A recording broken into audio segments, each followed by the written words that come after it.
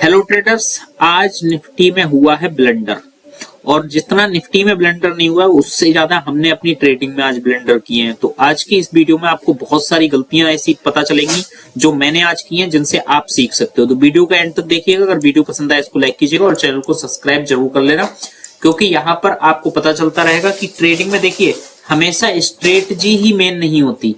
आप कितनी भी अच्छी स्ट्रेटजी यूज कर लो, अगर आपका साइकोलॉजी ठीक नहीं होगी तो आप पे ऐसे ब्लंडर होते रहेंगे जो आज मुझ पे हुए हैं गलतियां। ठीक है, तो सबसे पहले मैं आपको बता दूं कि आप लोगों को पता होगा कि हमारी निफ्टी में एक आयरन फ्लाई रनिंग है। ठीक है, जिसमें हमारे ब्रेक इवेंस थे डाउन साइड में 24,947 और अप साइड में 25,953। यानी कि अगर 24,947 के नीचे अगर निफ्टी आएगी तो हमें इसमें स्ट्रेटजी के अकॉर्डिंग हमें एक एक्स्ट्रा कॉल बेचनी है, ताकि हमारा जो नीचे का लॉस है ना, मैक्सिमम 48,000 रुपए का जो लॉस दिख रहा है इसमें मैक्सिमम हो सकता है डाउन साइड में, उसको हम रिड्यूस कर सकें। मतलब एक्स्ट्रा कॉल बेचेंगे तो उधर से हम कुछ प्रीमियम कलेक्ट करेंगे जो हमारे डाउन साइड के लॉस को प्रोटेक्ट करने में हेल्प करेगा, मतलब रिड्यूस करने में हेल्प करेगा। तो सबसे पहले तो हमें इसमें एक कॉल बेचनी थी जो हमने नहीं बेची। ये सबसे पहली गलती हुई है हमसे आज। ठीक है, क्योंकि 24,947 जब निफ्टी आ गई तो कायदे में हमें कॉल बेचनी चाहिए, मगर वो हमने नहीं बेची। अब मार्केट आ गई कितना, आज क्लोज हुई है 24,825 पे, यानी कि जहां हमें बेचनी थी लगभग उससे और 120 पॉइंट नीचे निफ्टी आ चुकी है, मगर हमने कॉल बेची नहीं। तो सबसे पहले गलती ये हुई है। अब इसमें क्या हो सकता है, इसमें यही हो सकता है कि मार्केट अगर कोई पुल बैक दोबारा ले, यानी कि कहां तक का पुल बैक चाहिए हमें बेचने के लिए, कम से कम यहां तक का। ठीक है, अब ये आएगा पुल बैक नहीं आएगा वो नहीं कह सकते। अब ये तो कल ही देखा जाएगा कि हमें इसमें क्या करना होगा। ठीक है, मगर गलती हमसे हुई है ये। दूसरी मिस्टेक क्या हुई है, आज बजट का दिन था और आप लोगों को पता होगा सबसे पहली न्यूज आप यहां देखो कि निफ्टी में आज क्या हुआ है, ब्लड बाथ हुआ है। मतलब निफ्टी आज देखा जाए तो 24,825 पे क्लोज हुई है, लगभग 2% नीचे, यानी कि 500 पॉइंट नीचे। बट अगर हम टॉप से देखें, क्योंकि मॉर्निंग में मार्केट अपसाइड था, तो अगर हम एक बार टॉप से देखें तो हम कितना परसेंट गिरी है मार्केट तब देखें। तो क्योंकि टॉप इसने लगाया था लगभग 25,430 के आसपास, अगर टॉप से देखें हम तो लगभग 2.5% निफ्टी गिरी है। ठीक है, बट हम देखें एक बार मार्केट ने करेक्शन कहां तक लिया था तो आपको पता चलेगा कि कितना खतरनाक आज ब्लड बाथ हुआ है यहां तक। यानी कि लगभग इंट्राडे में निफ्टी एक टाइम पे लगभग 3.5% के आसपास का टॉप से लो लगा चुकी थी।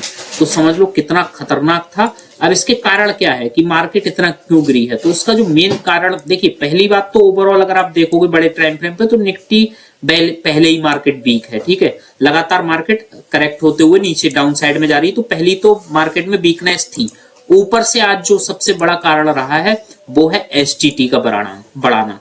अब आप देखो फ्यूचर में जो एसटीटी, मतलब हम जो लोग फ्यूचर में ट्रेडिंग करते हैं, फ्यूचर में एसटीटी 0.02% से 0.05% कर दी गई एकदम से। मतलब लोगों को उम्मीद थी कि हो सकता था एसटीटी में कुछ राहत मिलेगी, एसटीटी हो सकता है कम हो जाए, बट बिल्कुल अपोजिट, मतलब कम होना तो भूल जाओ, बल्कि फ्यूचर में एसटीटी लगभग 150% बढ़ा दी गई। यानी कि 0.02% से 0.05%, यानी कि 150% बढ़ा दिया गया एसटीटी। तो भाई सीधी सी बात था, मार्केट को गिरना ही था जब इतनी खतरनाक न्यूज आएगी। तो दूसरी चीज, ऑप्शन के जो प्रीमियम है उनमें भी एसटीटी जो है वो 0.01% से 0.15% कर दी गई, यानी कि 50% यहां भी बढ़ाई गई है। मतलब 150% फ्यूचर में एसटीटी बढ़ाई गई है, 50% ऑप्शन प्रीमियम में बढ़ाई गई है। अब सरकार इसका कारण बता रही है कि जो लोग ट्रेडिंग में गैम्बलिंग माइंडसेट से आ रहे हैं वो लोग ना आए, उन पे लोग रोक लग सके, इस वजह से ये टैक्सेस बढ़ाए गए ताकि प्रीमियम या मतलब जो खर्चे हैं वो महंगे हो जाए, ताकि लोग ऑप्शन ट्रेडिंग कम करें। बट मुझे तो नहीं लगता कि ये इतना एसटीटी बढ़ाने से कोई आप रोक पाओगे किसी को। जो गैम्बलिंग माइंडसेट का बंदा है वो ट्रेडिंग करेगा। अगर मान लो किसी को लत लगी हुई है सिगरेट पीने की तो वो सिगरेट पिएगा। आप 10 की जगह 15 की सिगरेट कर दो, उसका दूसरा तरीका भी कोई निकाला जा सकता था, जरूरी नहीं था। तो ये एक बैड न्यूज थी मार्केट के लिए और इसी वजह से मार्केट एकदम से इतना फॉल हुई है। क्योंकि मॉर्निंग में आप देखोगे तो मार्केट धीरे धीरे अपसाइड की तरफ जा रही थी, तो मुझे ऐसा लग रहा था कि मार्केट हो सकता है निकल जाए ऊपर। ठीक है, बट जैसे ही मार्केट में एसटीटी की न्यूज आई और मार्केट एकदम से धड़ाम हो गई।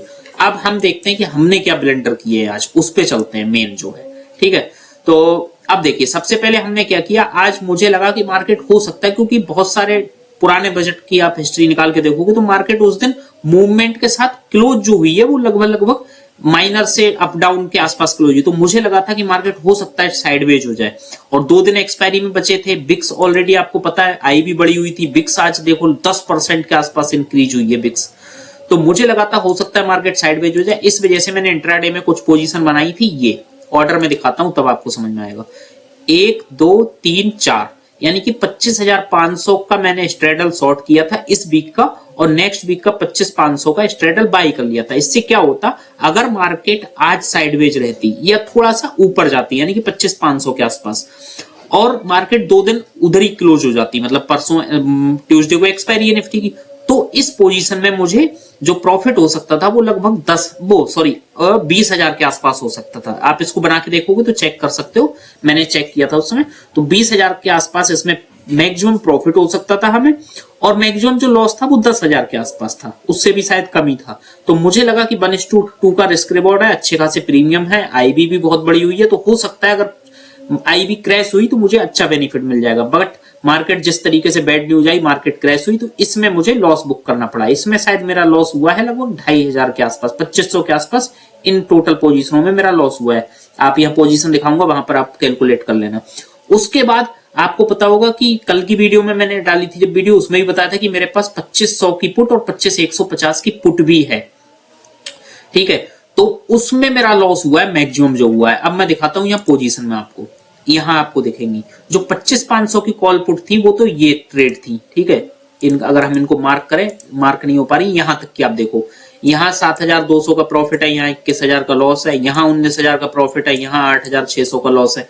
तो अगर इसको कैलकुलेट करोगे तो शायद 25-2600 के आसपास आएगा। तो ये लॉट हुआ। अब जो पुट थी उसमें मेरा क्या एनालिसिस था कि मार्केट अगर 25,200 को ब्रेक करेगी तो इसमें मुझे एग्जिट ले लेना है, बट मैंने एग्जिट नहीं लिया, यही मेरा ब्लंडर हो गया। उसके बाद मार्केट इसको भी क्रॉस कर गई 25,000 के लेवल को, उसके बावजूद मैंने शायद जाके नीचे कहीं लॉस बुक किया। तो इसी वजह से यही मुझसे ब्लंडर हुआ है, जिसमें हमारा लॉस हुआ है लगभग इसमें 15,615 का 25,100 की पुट में, और इसमें 17,500 का। बल्कि मैं कहता हूं कि मैं निकल गया, वरना ये लॉस मेरा 32,000 यहां दिख रहा है ना, 17 और 15 कितना हुआ, 32 हुआ। हाँ, तो इसमें लगभग 4,000 का हुआ होगा। आप टोटल कैलकुलेट कर लेना। ये 43,000 दिख रहा है लॉस, मगर इतना है नहीं, क्योंकि ये आयरन फ्लैग का भी 7-8 हजार का लॉस है, ठीक है।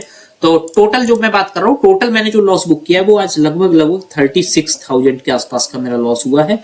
ये सबसे बड़ा ब्लेंडर है। अच्छी खासी मेरी जर्नी चल रही थी 6 महीने की, सिर्फ एक दिन में साइकोलॉजी को कंट्रोल नहीं कर पाया, और इसी वजह से मैंने बहुत बड़ा लॉस कर दिया है आज। तो ट्रेडिंग में ये सारी गलतियां होती रहती हैं, बट वो ये कि अगर आप ट्रेडिंग एक ऐसी चीज है ना जिसमें आपको अपनी साइकोलॉजी पे, risk reward, strategy, money management, वो बहुत बात की बातें हैं, मेन होती है साइकोलॉजी। अगर आपकी साइकोलॉजी सही नहीं रहेगी और आप लॉस को बुक नहीं कर रहे हो छोटे, तो मार्केट इसी तरीके के दिन दिखाएगी। डीमेट भी खाली हो सकते हैं। एक समय मेरे फंड्स में आपको दिखा दूं तो एक बार मार्जिन की रिक्वायरमेंट आने लगी थी, इतना लॉस, मतलब शायद 80,000 के आसपास का लॉस दिख गया था मेरा इन पोजीशनों में। बट वही था, मार्केट एक समय से रिकवर की तो थोड़ा सा लॉट घटा। मेरे पास चांसेस कई मिले मगर मैं नहीं निकला, कोई बात नहीं। ओवरऑल मेरा 36,000 के आसपास का, इन सारी पोजीशनों को आप कैलकुलेट करोगे प्लस माइनस करके तो आपको समझ में आ जाएगा 36,000 के आसपास का मेरा लॉस बुक हुआ है। बाकी जो आयरन फ्लाई रनिंग है, तो इस साइकिल, इसकी वजह से मेरी इस पे भी इफेक्ट पड़ा, जो मेरी आयरन फ्लाई थी, वरना इसमें एडजस्टमेंट कर पाता मैं सही समय पे। बट वो ये साइकोलॉजी इतनी खराब हो गई कि मैंने उधर लॉस भी किया, इसको भी एडजस्ट नहीं किया, कुल मिला के मैंने बहुत भारी ब्लंडर किए। तो एक चीज मुझे आज इस वीडियो में समझ में आ गई, वीडियो में भी आपको समझा देता हूँ, मुझे जो पर्सनली समझ में आई कि भाई आपको साइकोलॉजी पे कंट्रोल रखना जरूरी है। अगर आपने कोई ट्रेड ली है, उसमें आपके पास लॉस में भले ही एग्जिट का प्लान ना हो, वो प्रॉफिट में भले ही एग्जिट का प्लान ना हो, बट लॉस कितना आप ले सकते हो, कब आपको निकलना है, तो उस स्टॉप लॉस आपको जरूर रखना चाहिए। और पहली बात तो ऑप्शन सेलिंग बिना हेज के साथ मत करो, कभी मत करना, क्योंकि भाई आप देख सकते हो मेरा कितना बड़ा आज लॉस हुआ है। अगर मैंने इसको हेज कर रखा होता या स्टॉप लॉस ले लेता तो शायद मेरा लॉस 8-10 हजार रुपए से ज्यादा नहीं होता, जो मैंने करीब 3-4 गुना लॉस कर दिया आज। तो ये सारी चीज थी, मैं चाहता ये सारी चीजें छुपा सकता था, नहीं डालता वीडियो, बट मैंने जो हॉनेस्टली, मतलब जो ट्रेड कर रहा हूं मैं, वो सारी चीजें मेरी फर्ज बनता है कि भाई मैं डेली आपके साथ अपडेट शेयर करूं। जो भी लॉस हो प्रॉफिट हो उससे मतलब नहीं है, ठीक है, बट आपको पता होना चाहिए कि हाँ सच में मैं सही बता रहा हूं, मैं कोई गलत चीज तो नहीं प्रमोट कर रहा हूं या बता रहा हूं आपको। तो वही मेरा मकसद है, इस वजह से मैंने बताया। अब देखिए मार्केट में सीधी सी बात है, जब तक 25,500 का लेवल नहीं क्रॉस होता है निफ्टी में, तब तक आप अब लॉन्ग भूल जाओ। भले ही थोड़े बहुत पुल बैक आएंगे, 100 200 300 पॉइंट के भी पुल बैक आ जाए, बड़ी बात नहीं है, बट आपको अब शॉर्ट साइड ही रहना है। मतलब आपको ट्रेड अगर कोई ढूंढनी है तो पुट साइड की ढूंढो, ठीक है। मैं तो यही कहूंगा, क्योंकि अब मुझे लगता है कि जो आज लो लगाया है ना, हो सकता है आज एफआईआई भी नहीं थे, संडे थी, तो जो फॉरेन इन्वेस्टर थे आज वो नहीं थे, ज्यादातर उतने वॉल्यूम नहीं था उनका। तो कल जब वो आएंगे तो हो सकता है मार्केट जो आज का लो था 25,570 वो आपको कल मॉर्निंग में ही देखने को मिल जाए, कुछ भी हो सकता है। तो ये सारे ब्लेंडर्स आज हुए हैं। उम्मीद करता हूं इस वीडियो से आपको बहुत कुछ सीखने को मिला होगा। अगर आपको सीखने को मिला हो तो वीडियो को लाइक कीजिएगा, और चैनल पर अगर आप नए हैं तो चैनल को सब्सक्राइब कर लेना। मैं जो भी ट्रेड करता हूं आपके साथ ऐसे ही शेयर करता रहूंगा। तब तक आप सभी का बहुत बहुत धन्यवाद।